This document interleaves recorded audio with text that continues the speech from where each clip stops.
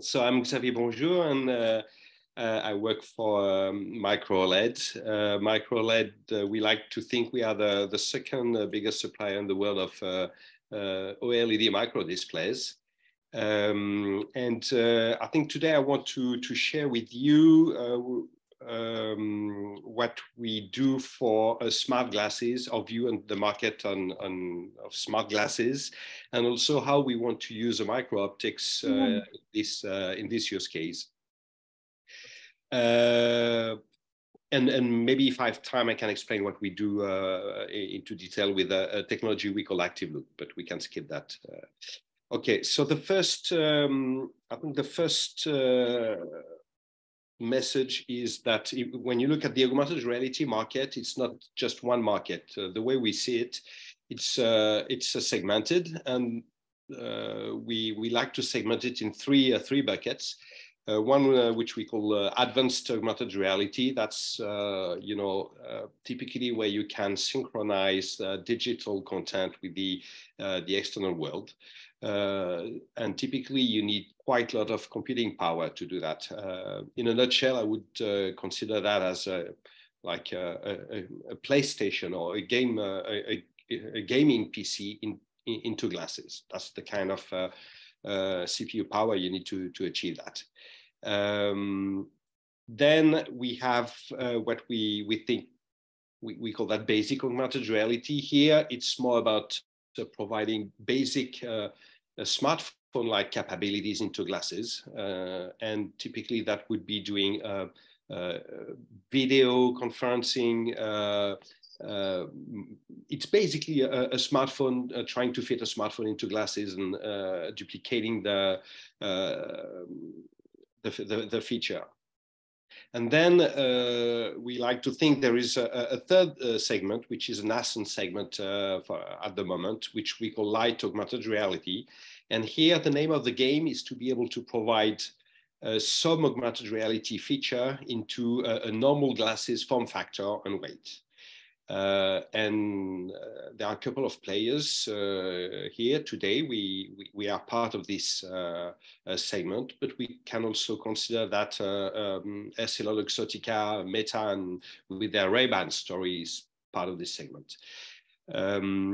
The rules of engagement in this segment, it's all about the weight, and I will explain why. It's all about the autonomy and power consumption, and it's also about design, because we believe this is very much related to a fashion business.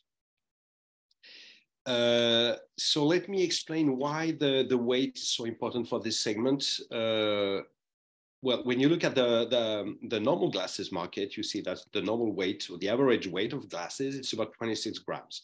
And there is a reason for that.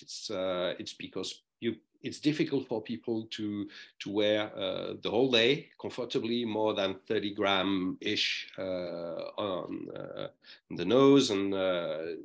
And also there are studies that show that in terms of comfort, there is a limit which seems to be like 40 gram. Anything which is beyond 40 gram, it's not going to be well accepted by the end user.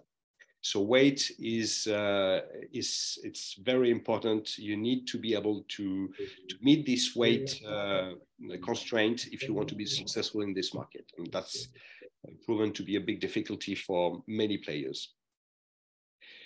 Then weight is only part of the equation. Actually, when you mean weight, the issue behind weight is power consumption, because when you look at the power consumption, it's basically the battery size, and not only the battery size, but also the cover of the battery. The penalty of the battery is not only that you have weight on the battery, but you need to hide the battery. So the penalty, you pay twice. And yeah, physics being physics, it's rather brutal today with the current technology, and for a foreseeable future. If you want to achieve, this something below the 40 gram limits, you need to have very low power consumption in the glasses. And that puts pretty heavy constraints on the design of the glasses. So some of the constraints, because of course, you need to provide decent autonomy. in the glasses. And yeah, we think it's about, like for smartwatches, it's about 10, 12, 18 hours. Can be, it's debatable, but more than 8 hours, definitely. So that means the whole system needs to, the power consumption of the whole system needs to be about 10 to 20 milliwatts, which is very, very little. And this has implication in terms of system design. First of all, it's better to leverage external memory, battery, and computing resources than putting them in the glasses. So that's why we believe that smart glasses for foreseeable future is going to be a connected device to a more powerful device.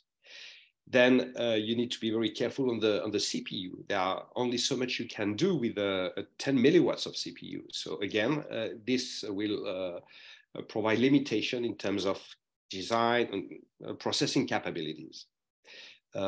Because the glasses need to be connected and light, they need to be wirelessly connected. And we all know that radio traffic is it's huge power consumption in any wearable device. So you need to be very careful about the power consumption there as well. And of course, last but not least, the display needs to be, very low power, because the minimum you can use for CPU, it's about 5 to 10 milliwatts. Then that means you need maximum 10 milliwatts for the display. So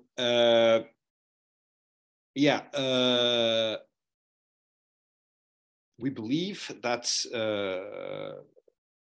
because as a micro display manufacturer, we pay attention to the power consumption. And that's the whole story behind what we do is we provide very high brightness and very low power micro displays to fulfill this demand for smart glasses. And there aren't that many technologies which can, at least today, deliver this very low power feature. Now I want to explain how we want to use, or we could use, because it's not decided yet, how we can use micro optics to improve the characteristics of our display. I think in the end, what matters in the micro displays, in the type of application for light augmented reality, it's how much light you can get out to the pupil for every electrons or every amps you use out of a battery. So we need one way to do it. Of course, you need to optimize the architecture, optimize the electronics, but you need to maximize the light output. There is an echo. Somebody, yeah, no, it's gone.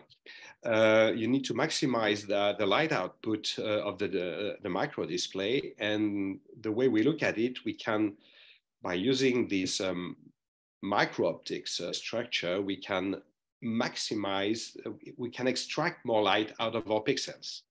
And so I won't go too much into detail, because we don't want to describe, go into detail what we've done, but we've used the fabulous pilot line to be able to do micro optic structure based on lenses, small lenses, which is going to extract about 30% more light out of our pixel. So that really improve the efficiency of the display.